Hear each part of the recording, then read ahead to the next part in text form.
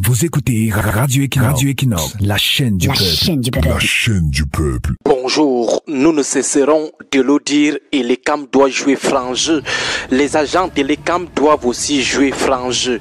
Le travail est dur. Il ne faut pas risquer son petit gagne-pain en allant à l'encontre de ceux qui ont souvent faussé le jeu électoral. Mais il faut également noter qu'au dernier jour, nos consciences nous jugeront. Il y a des élites RDPC de certaines localités qui intimident les agents de l'ECAM, leur donnent des injonctions concernant des enrôlements aux faciès politiques. Il est temps que les agents de l'ECAM sachent qu'ils n'ont pour seul patron que leur hiérarchie et non des élites des localités. Qu'ils sachent que ces élites sont les premières personnes qui les ont conduits à être un agent maltraité de l'ECAM. Que gagnent les agents de l'ECAM? Pas grand chose. Ils tirent presque tous le diable par la queue. Pourtant, ils méritent mieux. Si on avait un gouvernement légitime, c'est-à-dire un gouvernement qui tire son pouvoir du peuple et craint par conséquent ce peuple, ces gens qui sont pour la plupart des dettes bien bâties ne seraient pas en train de tirer le diable par la queue comme agents de l'ECAM. Ces élites qui les influencent, les menacent, ne vont jamais envoyer leurs enfants travailler comme agents de l'ECAM parce qu'ils savent que ces agents sont clochardisés, mal payés et maltraités. Nous n'avons jamais eu la chance de tomber sur un agent de l'ECAM qui transpire la belle vie. Ce sont donc pour la plupart des en bas comme nous, des victimes du régime, des victimes du système d'injustice sociale inauguré au Cameroun le 6 novembre 1982. Au nom de cette injustice sociale dont ils sont victimes, les agents de l'ECAM devraient tenir tête aux élites qui les manipulent dans des localités, quitte à ce qu'ils perdent leur poste ou leur petit job. Parce que rentrer dans des connivences avec ces élites qui sont à l'origine de vos reconversions en agents mal payés ou souffreteux, pourtant vous méritez mieux que leurs enfants ou leurs proches que vous ne verrez jamais crimer sous le soleil, c'est contribuer aussi à la dégradation de votre statut, promouvoir le statu quo. Nous reprenons, nous n'avons jamais eu la chance de rencontrer un agent de l'ECAM qui nous présente des garanties de quelqu'un qui vit vraiment bien, c'est-à-dire quelqu'un qui est à l'abri des problèmes basiques. Si les enseignants catégorie A2, les enseignants du secondaire tirent le diable par la queue, ce ne sont pas les agents de l'ECAM qui vivraient mieux. En tout cas, c'est juste pour rappeler à nos frères et sœurs de l'ECAM qui moussent souvent là que vous ignorez que vous faites partie des premières victimes des conséquences du jeu électoral faussé auquel vous participez. Pas seulement nous, vous aussi. L'élite viendra vous donner 5 000, 10 000 francs pour refuser d'inscrire ou pour aller inscrire dans des domiciles privés. Ces 5 000 francs, c'est juste le temps des élections. Après, dès qu'elle aura atteint ses objectifs, elle ne sera plus là pendant 7 ans pour vous aider à supporter les frasques de l'injustice sociale promue par les gouvernements issus de la fraude électorale. Juste pour vous rappeler que ne serait-ce qu'à cause de la pauvreté dans laquelle les gens qui vous corrompent aujourd'hui vous ont plongé, la transparence recherchée pour une bonne gouvernance ou pour un Cameroun de la justice sociale et de la méritocratie devrait aussi être votre affaire. N'oubliez pas, nous sommes tous dans la gadoue. Jouer les complices, c'est s'auto-détruire aussi. Avant la mobilisation actuelle, on trouvait l'ECAM partout. Les points d'enrôlement faisaient même pitié. Les agents de l'ECAM étaient prêts à attraper les passants de force pour les faire enregistrer. Et l'ECAM était visible partout. Ces agents étaient souriants et gentils. Maintenant qu'on vient aider l'ECAM dans la mobilisation, l'ECAM devient de plus en plus introuvable dans les localités. À Douala et à Yaoundé, c'est encore passable, mais dans l'arrière-pays, c'est la magie totale. l'ECAM se cache désormais dans des domiciles privés pour enrôler seulement les gens aux faciès pro-RDPcistes. Les agents qui étaient hier très gentils sont devenus subitement plus que nerveux. Eux qui étaient ponctuels aujourd'hui sont devenus de gros retardataires, de gros absentéistes. Tout ça parce que la mobilisation des forces autres que celle du RDPC gêne. Et les chefs traditionnels qui pour la plupart tirent aussi le diable par la queue comme nous, réduits en mendiants auprès des élites, sont aussi englués dans ce petit jeu.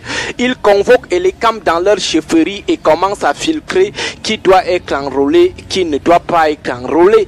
Les chefs qui devraient devraient être des gardiens de la rectitude, des gardiens de la morale, de la probité et de l'équité sont aujourd'hui de simples laquais des élites qui les manipulent afin qu'ils plombent les inscriptions sur les listes électorales.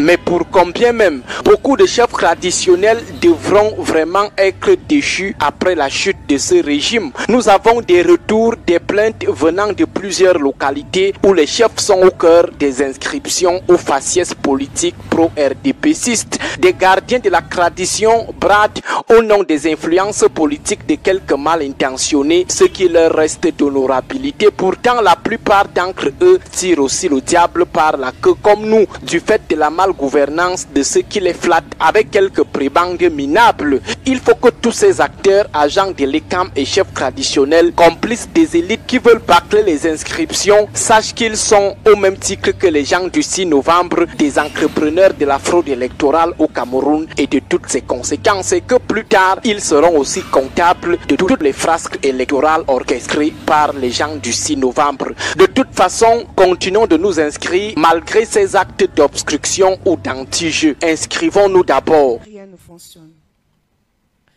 Et cela est dû à une seule chose. Je pense que nous sommes tout simplement dans une gouvernance qui a atteint son apogée, qui n'a plus rien à proposer.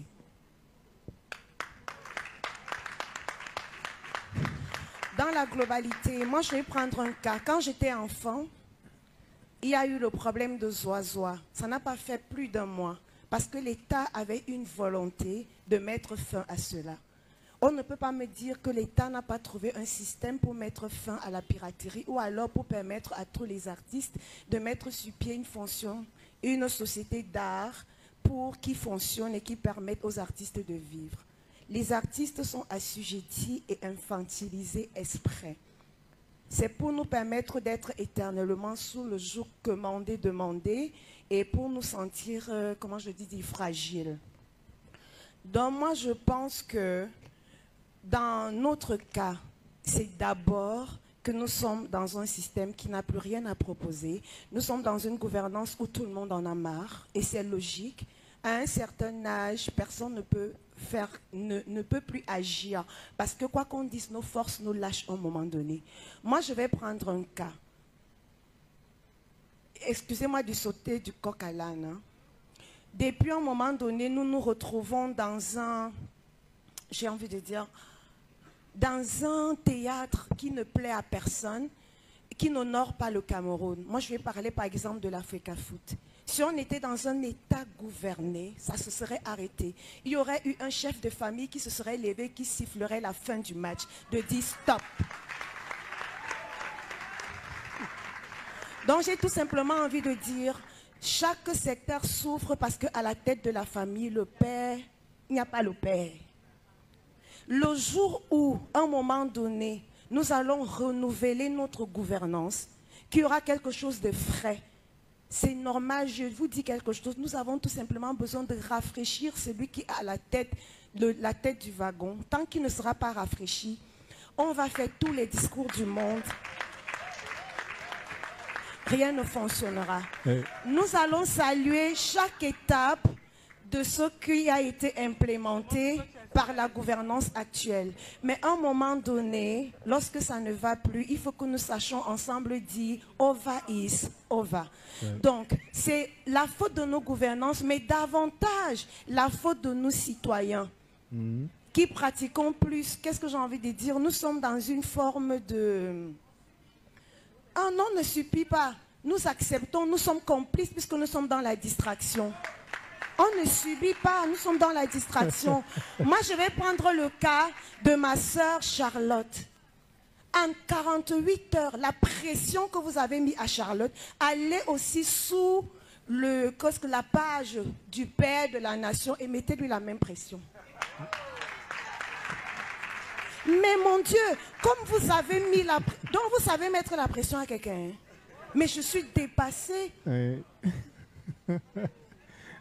Vous êtes dans la distraction totale. Moi, je veux dire, dans chaque secteur aujourd'hui, que ce soit le foot, la musique, les routes, ou même l'audiovisuel, tous les secteurs du monde, nous savons, moi je parle le cas particulier du Cameroun, pas ailleurs. Nous avons besoin de rafraîchissement. Nous sommes même devenus violents les uns envers les autres parce qu'il y a un mal-être commun, profond. Nous ne nous aimons plus parce que nous vivons mal, rien ne fonctionne. Donc tout le monde a envie que les choses se rafraîchissent. Moi en conclusion, je vais vous dire quelque chose. Arrêtez de vous plaindre. 2025, inscrivez-vous et que chacun fasse un choix. C'est tout. Et maintenant, si, permets-moi de conclure, maintenant, si à la fin, on se rend compte qu'on s'est trompé, parfois même un homme qui en a marre avec une femme toxique, il n'est pas sûr que la prochaine qui va prendre sera meilleure, mais il va au moins souffler le temps que l'autre devienne aussi toxique. Donc soufflons un peu et je pense que le bien-être commun va se rétablir.